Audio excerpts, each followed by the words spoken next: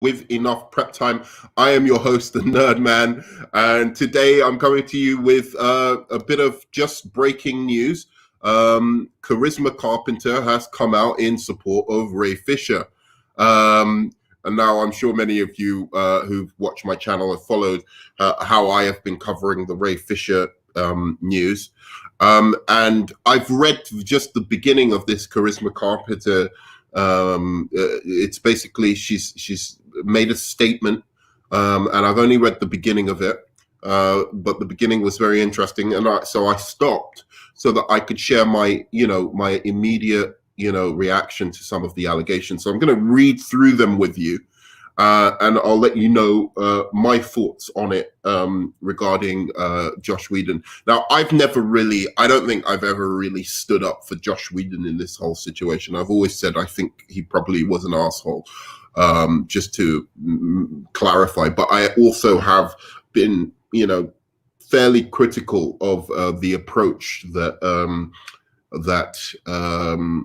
Ray Fisher has taken to presenting his allegations. Now, many people may come at this video and say, hey, now look, like I'm sure Poindexter Lounge or some other kind of Snyder fans may, come up and say, oh, now look, see, Charisma Carpenter said so, and feel very vindicated. But I've always really been talking about the approach, the manner in which Ray Fisher has been detailing his complaints. That is what I've really had a problem with and has made me feel suspicious. But I'm very, very interested to see what Charisma Carpenter has to say about Josh Whedon.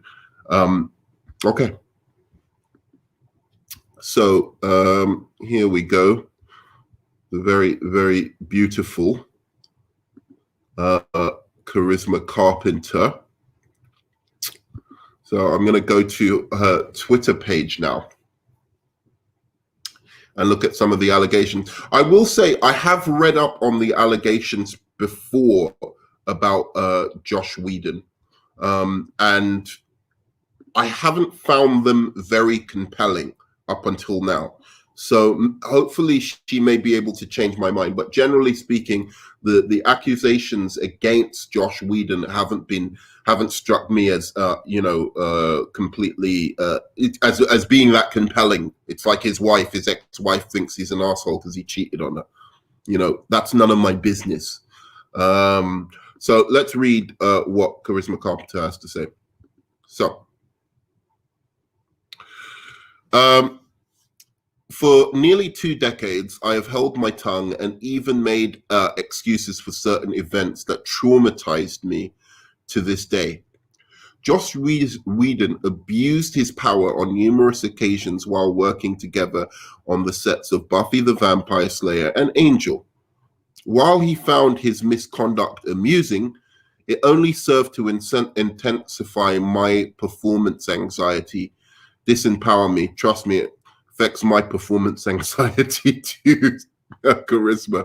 A lot of things affect my performance anxiety. But anyway, disempower me and alienate me from my peers. The disturbing incidents triggered a chronic physical condition from which I still suffer. It is with a beating heavy heart that I say I coped in isolation and at times destructively. Okay, so I just want to say this just before I continue. This immediately strikes me as something that I support much more than what Ray Fisher has been doing. This is even though it's taken her years and years to say this, she hasn't said anything much. It's to me, a lot of the millennial language always strikes me as like, okay, so you have to deal with assholes sometimes in life. We can't eradicate the world from assholes. If everyone was nice to us, niceness wouldn't even feel that great. Like you have to build, and I'm sure she does. I'm not saying that she doesn't, but I think one has to have a bit of resilience towards people in the world that aren't always that kind to you. unless they're doing something particularly egregious. But we'll see. Maybe there is something here that she says that is particularly egregious. This is where I read up to. But immediately I appreciate this more. It goes in more in depth so that I can, as a person, can actually say, oh, I agree with you. I feel sympathy for you. Or, oh, I think you're making a big deal, a mountain out of a molehill. So last summer, when Ray Fisher publicly accused Joss of abusive and unprofessional behavior towards the casting crew during reshoots on the Justice League set in 2017, it gutted me. Joss has a history of being casually cruel. He has created hostile and toxic work environments since his early career. I know because I experienced it firsthand repeatedly. I'd like to see if anybody else from the Buffy the Vampire Slayer comes out, and because funnily enough, no one from Buffy the Vampire Slayer has come out and defended Joss Whedon. Interestingly enough, as much as I try and say that no one has come out against Jeff Johns, no one has come out in his support. But usually people are much more willing to come out who have negative feelings towards you than people will come out to defend you. That's how the world usually works. Last summer, like his ongoing repeatedly, like his ongoing passive-aggressive threats to fire me, which wreaks havoc on a young actor's self-esteem. His passive-aggressive threats to fire me. Okay. Again, it's just asshole behavior, which wreaks havoc on a young actor's self-esteem. And callously calling me fat to colleagues when I was 4 months pregnant. Again, what's the context of this? We're talking about the 90s, sensitive girl, guy who has known for having an acerbic wit.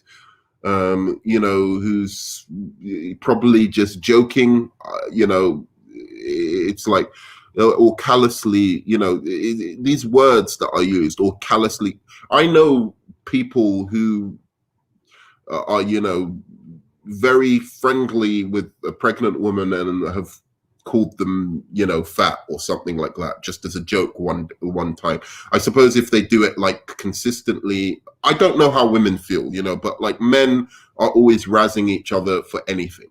It doesn't matter what it is, we will make fun of each other. So, and a lot of women, sometimes women enjoy that. Sometimes women take that in a different way than what men actually mean by it, which is they're just trying to treat you like one of the boys. They don't want to treat you with kid gloves because you're a woman. They want to treat you with equality. So if we're treating women with equality, we make fun when a guy gets wife gets pregnant. We do nice things for him. We we'll celebrate it, say congratulations. But every once in a while we'll take a dig at him. Oh, you're trapped now, you'll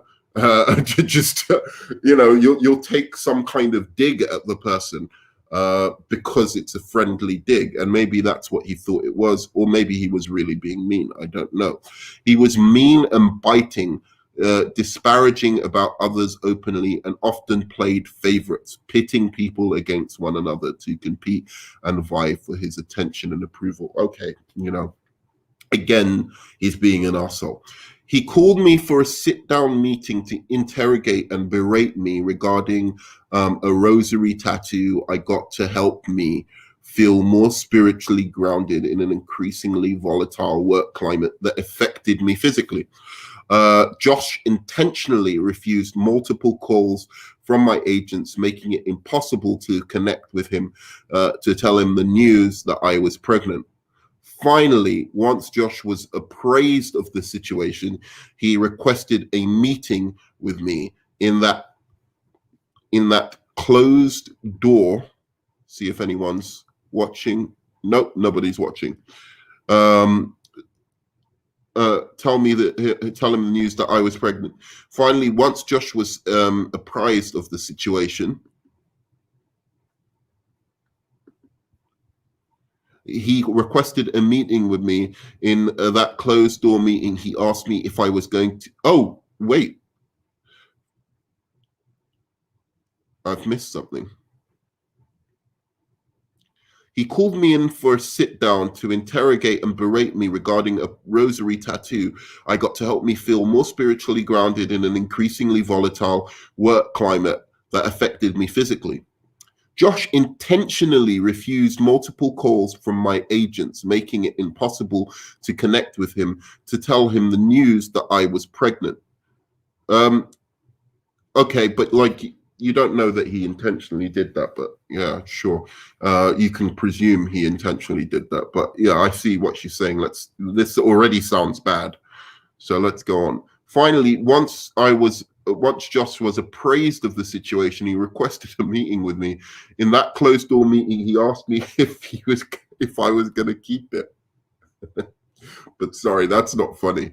I've got a dark sense of humor, so that's not funny. But like, that's kind of stupid. Like, he asked her if she was going to keep it. Is it mine? Are you going to keep it? But like, okay, so this is really bad. But like, again, I don't know the context. I don't know their relationship. Obviously, they didn't have that close a relationship if this is how she's coming out and saying that. And manipulatively weaponized my womanhood and faith against me. What the hell's her faith? What does she mean by that? Is she Christian? Because if she's Christian, I already don't believe if there's anything to do with like her having faith, I'm just like, dude, you just couldn't fit in with one of you couldn't be one of the boys. Basically, that's what it was. Like everyone else is being,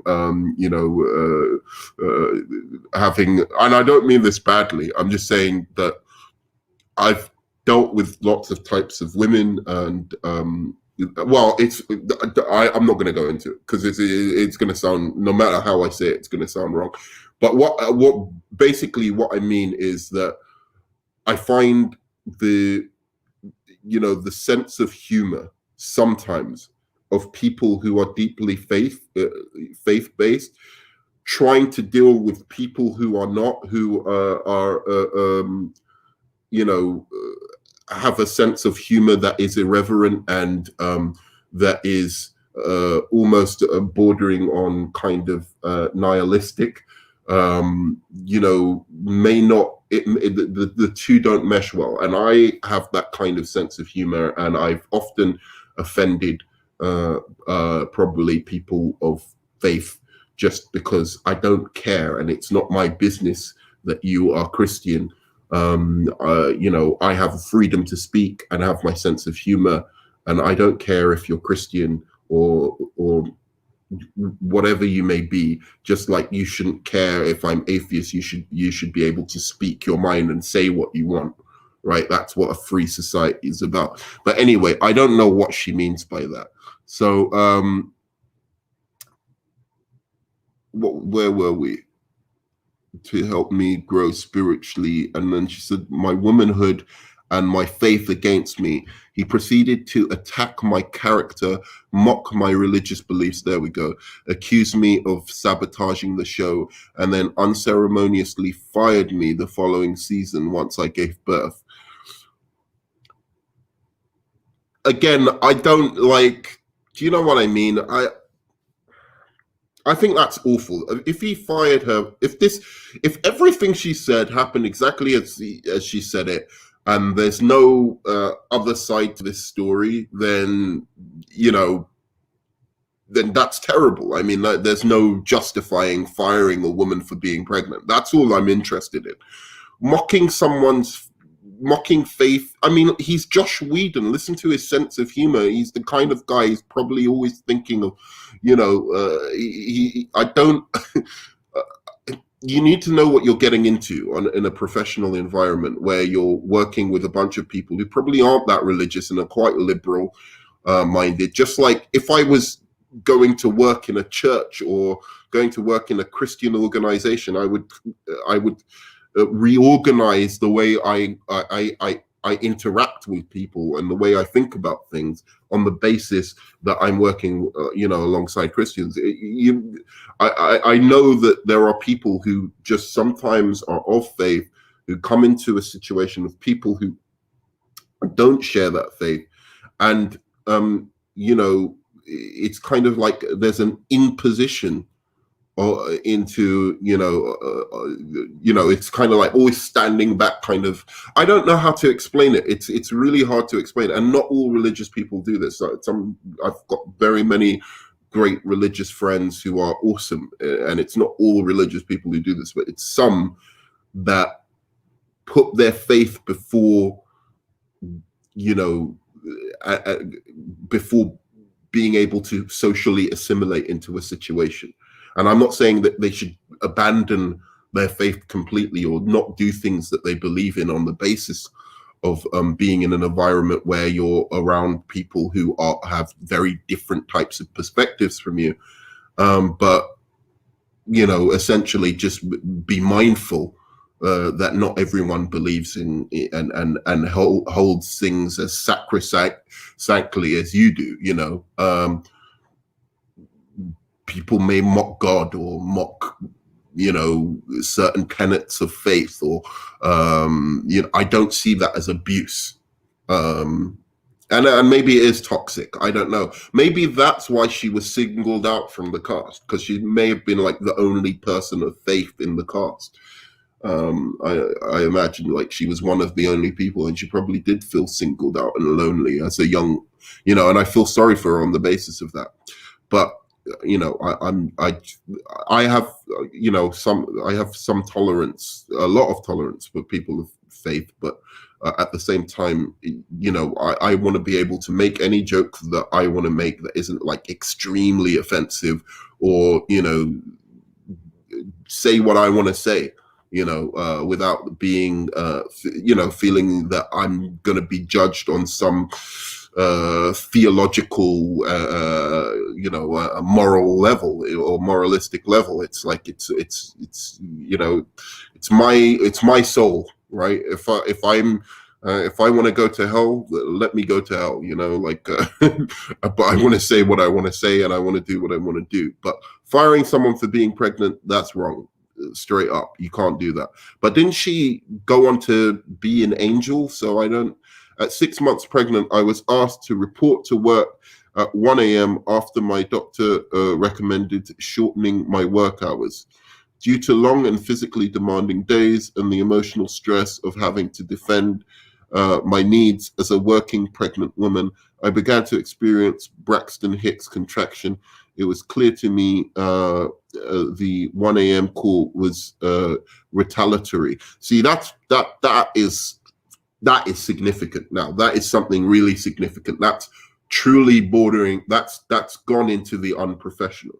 That's literally gone into the unprofessional. And both the company and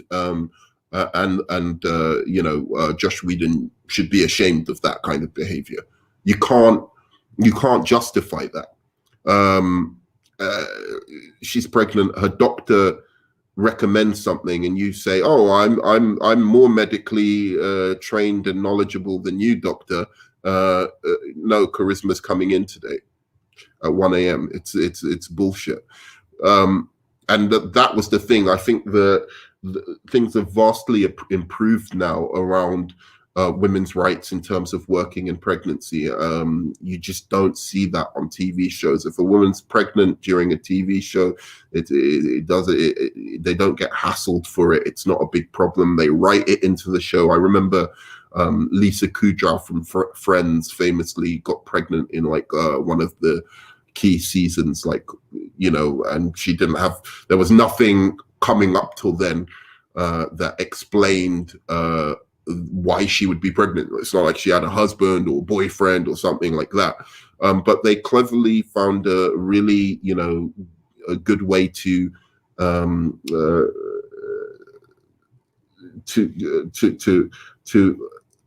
tie the pregnancy into the actual show. So there's no need.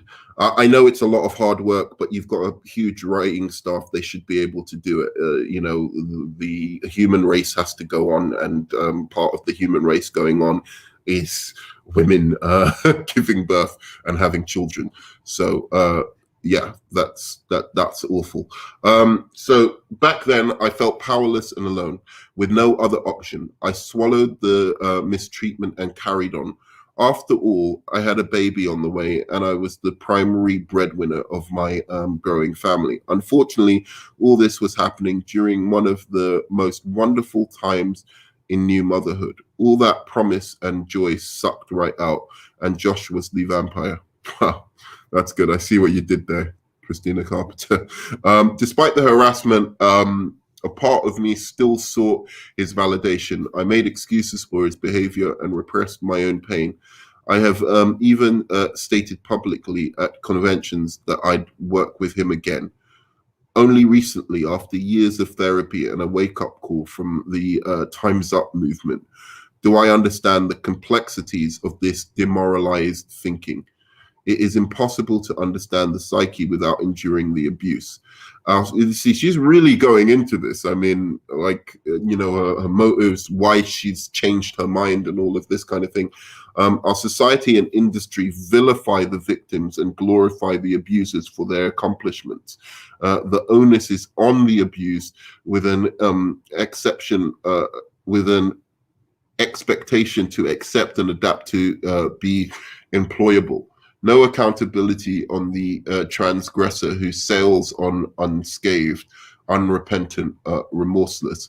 These memories and more have weighed on my soul like bricks, and nearly half of, she's getting quite literary with it, using metaphors, I like it, for nearly half of my life. I wish I said something sooner. I wish I had the composure and courage all those years ago, but I muted myself in shame and conditioned silence. With tears welling, I feel an overwhelming sense of responsibility to Ray and others for remaining private about my experience with Josh and the suffering it has caused me. It is abundantly evident that Josh, I bet Charisma Carpenter is going to be in the next Zack Snyder movie. He better put her in the next Zack Snyder movie, because boy, she's done better for you than Ray Fisher ever did in in terms of like expressing, what this man did. It is abundantly evident that Josh has persisted in his harmful actions, continuing to create wreckage in his wake. My hope now, by finally coming forward about these experiences, is to create space for the healing of others who I know have experienced similar serialized abuses of power. Recently, I participated in Warner Media's Justice League investigation because I believe Ray to be a person of integrity who is telling the truth. Wow, she's really going in. Wow. His firing a cyborg in The Flash was the last straw for me. Although I am not shocked, I am deeply pained by it. It troubles and saddens me that in 2021, professionals still have to choose between whistleblowing in the workplace and job security. It has taken me so long to... Warner Brothers, you are in deep shit with this statement. Did Ray Fisher wait? This is coordinated. Ray Fisher actually has sicked his dogs on you. The gravity of it is not lost on me. As a simple mother whose family livelihood is dependent on my craft, I'm scared, despite my fear about its impact on my future. I can no longer remain silent. This is overdue and necessary. It is time. Page 2 of 2. Is there anything more? So this is really fascinating to me because, Charisma Carpenter has, said a lot, and she's come out in favor of Ray Fisher, and obviously Ray Fisher got in contact with her. Ray Fisher also mentioned her a long time ago and said how he stands by her. So it gives more credence to why he said he stood with her then. Again, I think it's about communication. It's like, why didn't you just say, I've been in contact with Charisma Carpenter. I've talked to her about her experiences, which reflect my own. And I stand with her. I believe her, right? Rather than just saying, I stand by Charisma Carpenter and making it sound like, oh, you just stand by something because you a situation you know nothing about. And then, yeah, I mean, it's just that whole, I think it's about how you communicate things so that it doesn't seem like you're just canceling people unduly. Now, Charisma Carpenter can stand with Ray Fisher all she likes. And I think what happened to her is awful. I have never, ever suggested that, that Josh Whedon was anything but an asshole. But of this whole allegation, the thing that is really, really unprofessional and gross, in the words of Ray Fisher, was this stuff here where the doctor actually said, look, this is what I recommend. She's a valued member of your acting team. You should have been able to make, this is TV. You should have been, I know there's a lot of pressure, you're a screen, you're a showrunner and whatever, but, you should have been able to make some,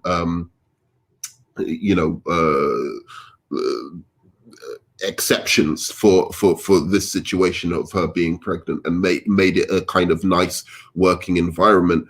And as well as that, to support her during this kind of very sensitive time for a mother. But above and beyond that, which is more important, you actually physically cause damage to her. She's now injured because of your what you did, and that turns into a legal civil matter. And if that can be proven, this is the kind of thing that I would say means that somebody, again, canceling. I don't even know if he should be cancelled. He's a director. I don't know if he should be cancelled, but he should certainly suffer legal and financial repercussions. Can you come out and say, I'm sorry, I didn't think about it, I didn't know what the plight of, or I didn't know, I'm a man, I don't know what women go through in this situation, I was insensitive, and I want to be better. Can you do that in this situation? I mean, he didn't sexually abuse anyone, he didn't, do anything illegal. He did something deeply unprofessional. And, it will be up to other people in future's conscience whether they want to work with him or not. But to completely cancel him from the landscape because of this, I don't know if that is worthy of cancellation. Now, what did he do on the Justice League set? Still, what did he do? What did Jeff Johns do? They're still innocent. This is a separate event.